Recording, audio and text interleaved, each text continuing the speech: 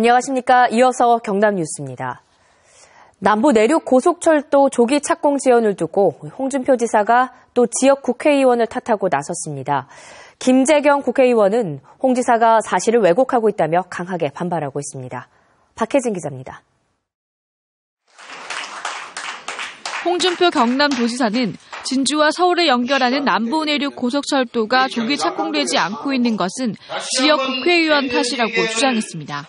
경상남도 국회의원들이 노선 가지고 저끼리 택과인 싸움을 벌리니까 여기서는 대선 공약을 하지도 못했어요. 특히 김천을 포함한 우회 노선이 아닌 직선 노선을 주장한 김재경 의원에 대해서는 거친 비난의 말을 쏟아냈습니다. 철도도 똑같은 노선으로 하자는 거예요. 근데 그렇게 해줄 힘이 있으면 정말 따라가겠어요. 해줄 힘도 없어. 지 혼자 떠드는 거예요. 이에 대해 김재경 의원은 홍 지사가 사실을 왜곡하고 있다며 강하게 반발하고 있습니다. 정부가 남부 내륙 고속철도의 예비 타당성 결과도 밝히지 못하는 이유는 홍 지사가 주장하는 우회 노선이 경제성이 낮기 때문이라는 것입니다. 수치가 원체 낮게 나와서 그래서 추가 조사를 하면서 아직 경제성 분석에 대한 결과조차 내놓지를 못하고 있습니다. 그러나 의원들이 반대한다고 해가지고 이게 이제 착공 지연된 게 아니다라는 점을. 김 의원은 홍 지사를 비판한 새누리당 경남도당의 보도자료에는 2명을 제외한 전체 국회의원이 동의한 사안으로 일부의 의견이라고 말하는 홍 지사의 주장은 사실이 아니라고 반박했습니다. KBS 뉴스 박혜진입니다. 정부의 수도권 규제 완화 정책이 구체화되면서 경남에 새로 들어설 국가산단의 기업 유치가 순탄치 않을 거란 의견이 나오고 있습니다. 특히 우수한 인재가 필수적인 밀양 나노 국가산단의 타격이 우려됩니다. 오종우 기자입니다. 밀양 나노융합 국가산업단지 예정지입니다. 오는 2020년까지 3,350억 원이 투입돼 나노융합 관련 생산 거점과 연구소 등이 들어설 예정입니다. 하지만 최근 정부가 수도권 규제 완화를 밀어붙일 기세여서 기업 유치에 빨간불이 켜졌습니다. 수도권까지 포함해서 여러 광범위하게 기업 유치를 해야 됩니다. 특히나 앵커 기업을 유치를 하는 것이 우리 밀양시에 어떻게 보면 관건인데 실제 수도권 나노 관련 기업들은 규제 완화 발표 이후 지방 이전을 재검토하는 것으로 알려졌습니다. 고급 두뇌들이 많이 필요한데 그 사람들이 수도권을 떠나서 이쪽으로 온다고 하는 거는 사실 좀 어려운 거거든요. 수도권은 금융인프라와 근로자 정주 여건 등 모든 인프라에서 지방을 압도하고 있습니다. 실제 수도권 면적은 전체 11.8%에 불과하지만 인구와 종사자 수 절반을 차지하고 천대 기업의 70%가 수도권에 위치해 있습니다. 수도권 규제 완화를 한다면은 지역 기업의 경쟁력은 더 힘들어질 것으로 저희는 예측하고 있습니다. 경남 상공회의소 협의회도 청와대와 여야 등이 수도권 규제 완화 반대 건의서를 제출했습니다. KBS 뉴스 오종우입니다. 경남지방경찰청은 다음 달 15일까지 한 달 동안을 아동학대 집중 신고 기간으로 정하고 아동피해 실태를 전수조사합니다. 경남경찰청은 아동학대 전담팀을 꾸려 다음 주부터 지자체와 함께 아동보육시설에 대한 전수조사에 나선다고 밝혔습니다. 아동학대 전담팀은 아동보육시설의 폐쇄회로 TV 자료를 확인하고 설치되지 않은 어린이집 등은 면담 등을 통해 피해 여부를 조사할 예정입니다. 7년 만에 조류 인플루엔자 AI가 발생한 부산 강서구 일대 농가가 큰 어려움을 겪고 있습니다. 무엇보다 방역당국이 감염 경로도 파악하지 못한 채 무조건 매몰 처분만 내리고 있어 농민들의 생계까지 위협받고 있습니다. 이준석 기자입니다. 대규모의 닭농장을 운영하는 오세원 씨. 지난해 1월 AI 의심 신고 대상에 포함됐다는 이유로 닭 12,000마리를 폐기 처분했습니다. 뒤늦게 음성으로 밝혀졌지만 이미 판로가 끊긴 뒤였습니다. 이달 말 병아리 27,000여 마리를 들여오려 했지만 또다시 발생한 AI로 실패했습니다. 먹고 살 길이 없습니다. 솔직히 말해서. 강공서에다가 제가 생계 대책을 세워달라. 만냥 이런 놀 수는 없잖아요. 이 농장은 올해 초 닭 4만 마리를 들여왔습니다. 하지만 AI 발생으로 가금류 이동이 금지돼 출하가 불투명해졌습니다. 농민들은 방역당국이 대책 마련에 손을 놓고 있는 사이 AI가 이미 토착화됐다고 주장합니다. 보통 12월 달에 터져가지고 3월 초대만 날 따질 때만 해제가 됐단 말이야. 전국적으로 AI는 지난 2003년의 경우 12월에 발생해 다음해 3월까지 102일 동안 지속됐습니다.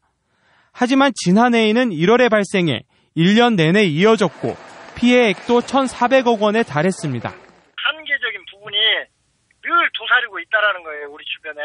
그 부분에 대한 뼈아픈 체질 개선이 현실적으로 이제는 이루어져야 된다. 대책이라고는 매몰 처분밖에 없는 상황에서 농민들의 재기조차 발이 묶이면서 지역 농가가 생계 위협을 호소하고 있습니다. KBS 뉴스 이준석입니다.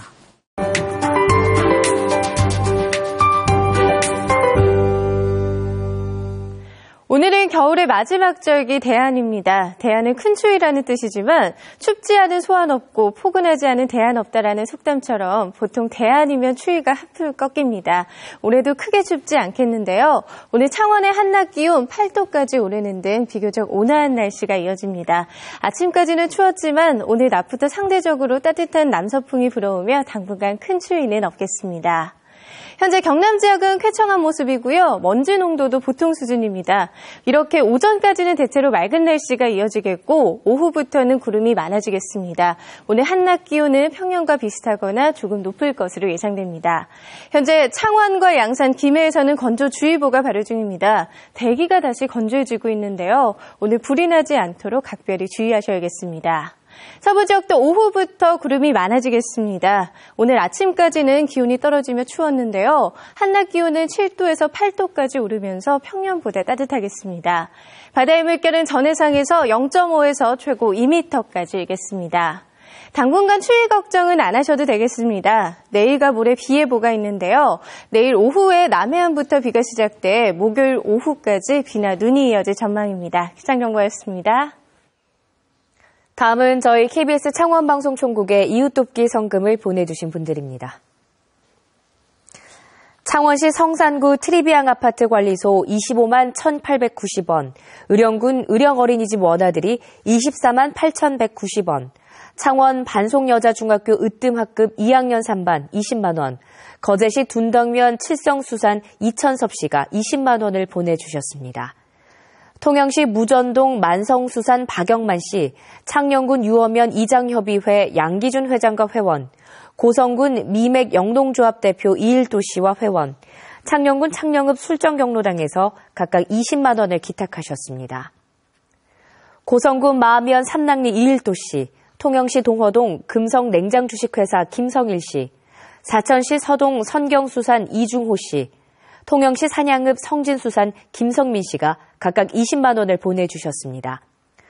통영시 사량면 웅천수산 정세현 씨, 도산면 정선수산 성기만 씨, 정선 2호 성창용 씨, 금정수산 공인찬 씨가 각각 20만 원을 기탁하셨습니다.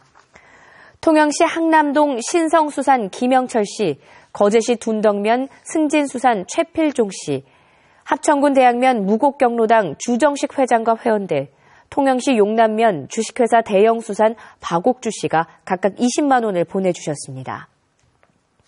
창녕군 창녕읍 두남환경 정중석 씨, 의령군 의령농협, 통영시 동호동 덕진수산 김덕남 씨, 의령군 의회에서 각각 20만 원을 기탁하셨습니다. 의령군 불인면 의령동부농협, 의령군 의령읍 산림조합, 함안군 군북면 수곡학구경로당, 합천군 용주면 손목이구 김순자 씨가 각각 20만 원을 보내주셨습니다. 함안군 대산면 신대경로당, 구의 장목반 경로당, 함안군 법수면 윤회노인회 조용환 회장과 회원들, 함안군 군북면 신창마을 부녀회에서 각각 10만 원을 기탁하셨습니다. 함안군 군북면 모로경로당, 합천군 용주면 방곡 1구 마을 주민들, 성산 2구 마을 주민들, 가호 1구 마을 주민들이 각각 10만 원을 보내주셨습니다. 합천군 용주면 게이트볼 분회 회원들, 합천읍 하이츠 경로당 정복임 회장과 회원들, 의령군 의령읍 할머니 봉사회, 창녕군 도천면 도천 2구 경로당 하창신 씨와 회원들이 각각 10만 원을 보내주셨습니다. 성금을 보내주신 분들께 감사드립니다. 국립대학들이 1학기 등록금 고지를 앞두고 혼란을 빚고 있습니다. 대학들이 등록금과 함께 받아오던 국립대 기성회비와 관련해 다음 달 대법원의 기성회비 반환 소송 최종 판결이 있는 데다 국회에 대체 입법도 마련되지 않았기 때문입니다. 대학들은 법이 바뀌지 않아 예년과 같이 등록금 고지서를 발송한다는 입장과 일단 신입생 입학금만 받고 수업료와 기성회비 징수는 대법 판결과 국회 대체 입법이 완료될 때까지 유보한다는 방침 등으로 엇갈리고 있습니다.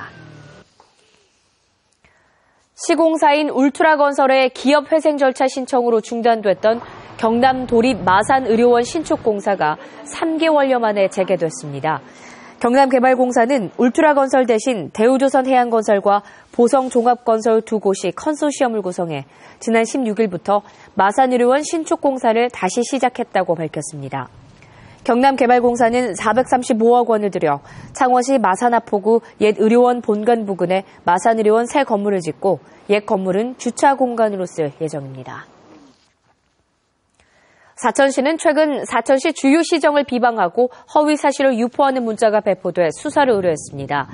사천시는 지난 16일 단체 관광객 지원 예산이 전액 삭감돼 지역 관광업계가 위기에 놓였다는 사실과 다른 내용의 문자 메시지가 발신자 미상으로 주민에게 유포됐고 이달 초 사천시정을 비방하는 유인물까지 제작돼 경찰에 수사를 의뢰했다고 밝혔습니다. KBS 뉴스를 마칩니다. 고맙습니다.